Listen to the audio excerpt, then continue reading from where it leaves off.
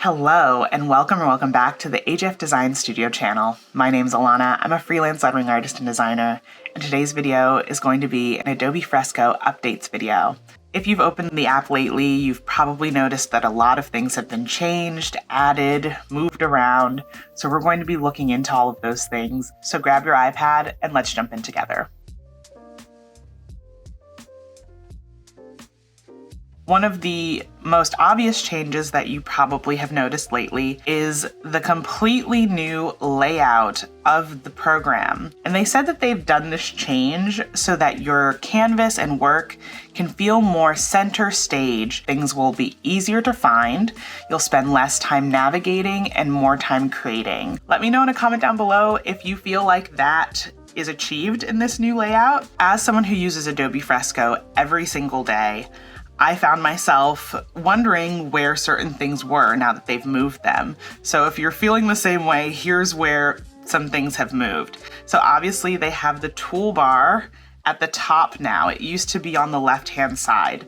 Instead, now you have all of your contextual menus opening on the left-hand side. So if you select your brush, you have your brush size, you have your flow, you have your smooth, you have the paint inside tool, and you have your brush settings. From what I can tell, this is stuck to the side of the screen. Before, it used to be like a movable menu that you could customize and move around on your screen. Same if you select your eraser tool, smudge tool, all of these things are now off to the side. They've also updated some of these icons in the way they look. At first, when I was just looking at them visually, I couldn't immediately tell what everything was. The smooth tool icon looks a little bit different. This is basically what steadies your strokes as you draw. So if you want a looser line, you can leave your smoothing down low, or you can increase it and have a really nice, smooth and controlled stroke. I'm a lettering artist, so I use that all the time. And when I looked at it at first, I was kind of confused. So that's that. Another thing that you might have noticed with this new layout is that since the toolbar is at the top, there's no file name or any of that stuff. So where did it go? It's now under your settings gear. So if you tap that, you'll notice that your file name is here. You have zoom here, so you can zoom it to 100%. You can zoom it to fit the screen. And you could just tap this and put whatever your zoom value you want. You have flipping of your canvas here. You have canvas rotation here. And then you'll also have your app settings here and also a shortcut to the help section. So that's where all of those things live now. And you might have also seen that your undo and redo functions, which used to be on this right-hand side, are now all the way over to the left. Then I also noticed that I couldn't find where the drawing aids were. If you go to this third icon on the right-hand side, your precision menu, it's under there. So this last category here under symmetry is the drawing aids. You can toggle that on and that will give you your ruler, your circle, your square, your polygon. If you're not already using drawing aids, they're extremely helpful. You can use them for tracing shapes, basically, if you want like a really exact shape. Like I'm creating like a little self-love sticker sheet here, and maybe I want, a perfect circle because I know that I want one of my stickers to be round. I can just trace this and get a perfect circle. And the same goes for any of these shapes, squares, polygons, and this little plus sign icon and this little minus icon will increase or decrease the sides of your polygon. Same thing goes for the ruler. I use the ruler a lot to align my lettering and things. Use it the same way as the other drawing aids. You can draw against the sides of the ruler to get nice straight lines. You can also manipulate this with your fingers, just twisting it around like that. And also you can just move it around wherever you need it. So motion is also up here now. I believe that drawing aids and motion used to be at the bottom right-hand corner. It's so funny having this whole space just blank. And this is where you can animate and make frame-by-frame animations. You can also do path animation. This has seen a lot of expansion. They've incorporated a lot of wonderful motion presets into this area over the years. And it's been really cool to see them incorporate a lot of these presets like you would see in something like Adobe Express. For example, if I tap path, I can instantly sort of make this move just by tapping this one preset. Now, you might have noticed I just said this whole side was blank, but as soon as you open your layers panel, your tools will come up. So they hide. So basically tapping your layer panel will open up this icon for creating a new layer. It'll do the layer visibility toggle. You can make your clipping masks. You can also do your adjustment layers. And then your 3-dot icon for all of your layer actions will be there as well. You can also tap any of your layers and your layer actions will appear. But I think it's very interesting that they have chosen to go this route and be like, well, you don't need to see all the icons unless you're actively in a certain part of the menu system of the app. So let me know in a comment down below what you think about that. Next, we're going to take a look at what they've called the Elements panel. This is something new that they've added to the app. And I think since they've added elements, they've been adding more elements. So elements can be found under your add image menu here. So the little photo icon next to the text tool. And at the top here, you'll see elements. This is really interesting because this is where you'll find these interesting textures and backgrounds that you can add to your work. This is also sort of feeling like a carryover from Adobe Express. Adobe Express also has an Elements panel, so I think that was sort of a borrowed idea that they brought over into this program. This is definitely something that I could see myself using because I use textures and backgrounds in my work a lot, just sort of add a sort of level of visual interest.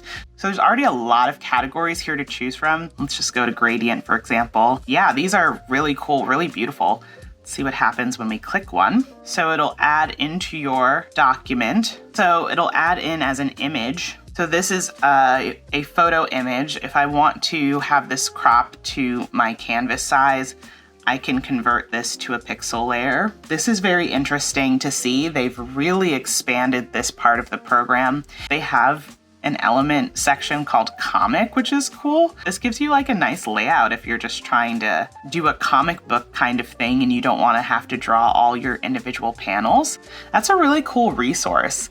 And since they've introduced this, they've added new categories, and now the Elements panel holds over 400 assets. So you have a lot to choose from. Next, let's take a look at posing. Pose was introduced late last year, and they've since done some updates and adjustments to the pose feature. At your top toolbar, you'll find pose next to your little fill bucket there. And basically, we're going to use this to adjust our artwork and sort of move things around. I've got my little leaf here from my flower, and all I did was just grab the little edge of the leaf, and it's moving quite fluidly. It's almost a little creepy. And you can see that this line that it's on as well is moving, that it's not just the leaf, the whole thing is moving. They've said that this is good for fine-tuning gesturing, for reshaping your compositions, and just exploring movement with your pieces in new ways. In the top right-hand corner here, you'll see that there's this little thumbtack-looking icon. Basically, that is what they call pinning.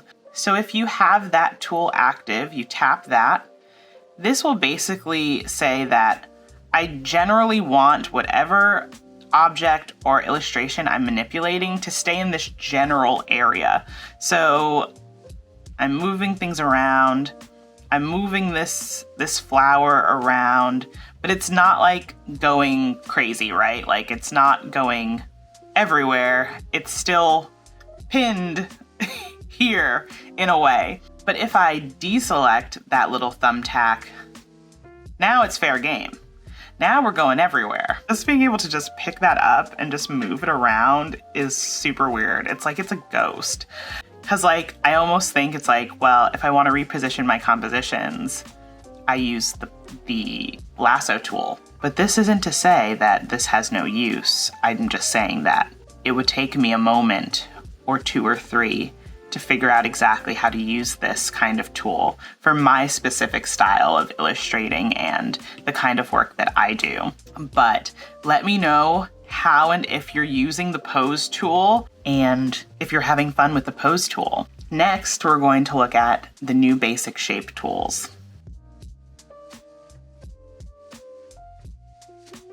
Again, got our toolbar here. Next to our little selection tools, we have the shape tool. So we have basic shapes here. Now these are different from the drawing aids.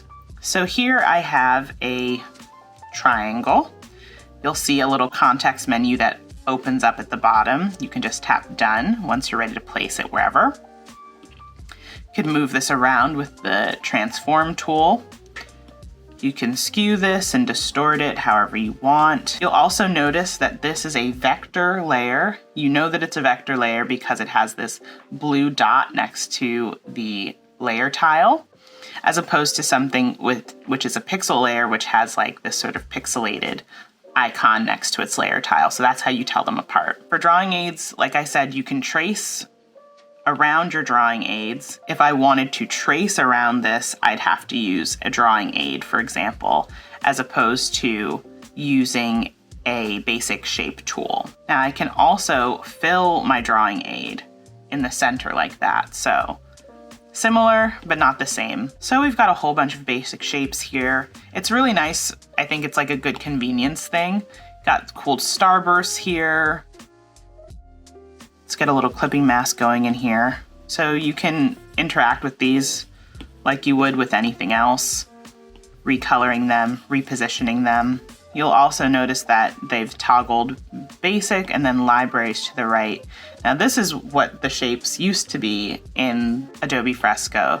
Used to be these sort of preloaded things that they have. So they have these different categories, comics, they have floral here, and then you have like your own library if you have one, and then they have typographic. You'll see these different things, and these tools are still here for you. They're just in a slightly different place. So if you're looking for these old categories that were basically the only options in the shapes tool before, this is where they are. They're now in that libraries tab. Now that I'm like opening different menu panels and things I had mentioned, when you open your brush panel, that used to be a movable menu that you could just move around your screen. But now that I open the shapes tool, I still see that there are some movable menus here. So this shapes panel still has that little gray bar that indicates to me that I can move the position of where this is on my screen. So there still are movable menus in Adobe Fresco. You just will come across them in different places and in different ways. So now that I'm done with this, I can just hit this little X and there it goes. Next, we're going to look at loading selections for vector layers. You can now load vector layers as selections. So to do that, you'll just tap the layer and you'll go down to this option that says load as selection. So basically that makes it a selection. You might see the marching ants around your vector here. And I could add a new layer, for example, and I could use this in a number of ways. I could color over this and make it nice and constrained to my selection. I could also go to the context menu at the bottom, select more, and then select transform selection.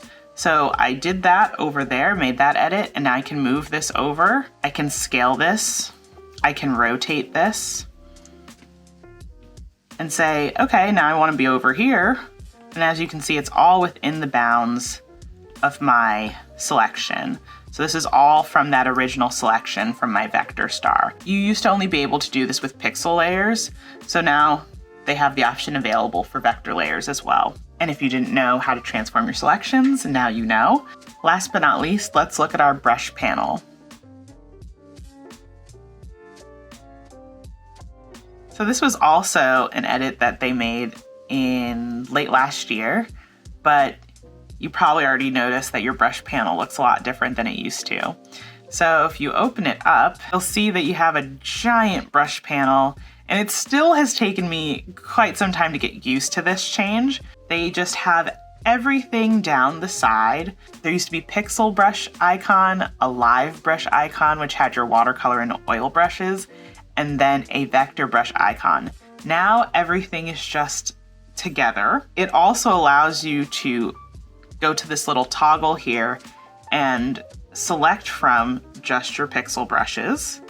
If you know that you're just going to be doing some pixel artwork, select from just your live brushes, or select from your vector brushes.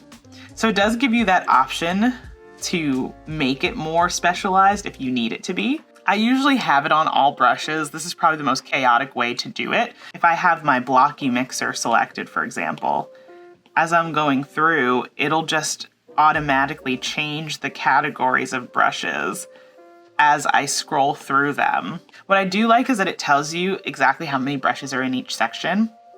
It's a little thing, but I like it. And then of course you can still add brushes here. You can still add new brush packs that you haven't already downloaded to your program. You can still install from your files new brushes that you find or brush packs that you buy online. Fresco can read Photoshop file brushes, so keep that in mind. And of course, I've just added so many brushes from online over the years, so I have a lot of library brushes. So anytime you add brushes, they'll be added to your library brushes section. And then obviously, you may have noticed as you select different brushes, it's a big old tile at the top here, which is cool because it confirms your selection. The one thing that's not here is I would love search for your brush names. I know there's a lot of brushes in here, but I have a lot that I go to, and my favorite section is getting pretty big, 74 brushes. Comment down below with how many brushes you have in your favorite section right now. Yeah, so it's like even this is getting kind of overwhelming a little bit for me. So I would love to be able to search my brush names. This is also a panel that you can move around if you want. But these little 3-dot icon here, you can go here and go to manage brushes. And this is cool because you can toggle off any brush categories that you want. You could also go into each category and toggle off very specific brushes. So if you know that there are brushes that you never touch, that you never use, or maybe they're just brushes that you actually dislike, you can actually just toggle them off so you don't even have to deal with them or see them in the program. I think that's a really cool thing that they've added. They've also added it to Adobe Photoshop on the iPad. So I have a new Adobe Photoshop for iPad for Beginners video, so I'll link that in the description box below so you can check that out. But this brush management, I like this a lot. Comment down below with what your favorite brush is right now. I hope you enjoyed this video. I will be doing a live stream soon, so if you want to be notified first of when my next live stream on the channel will be, subscribe to my newsletter. Give this video a like. Thank you so much for your support, and I will see you in the next video. Bye!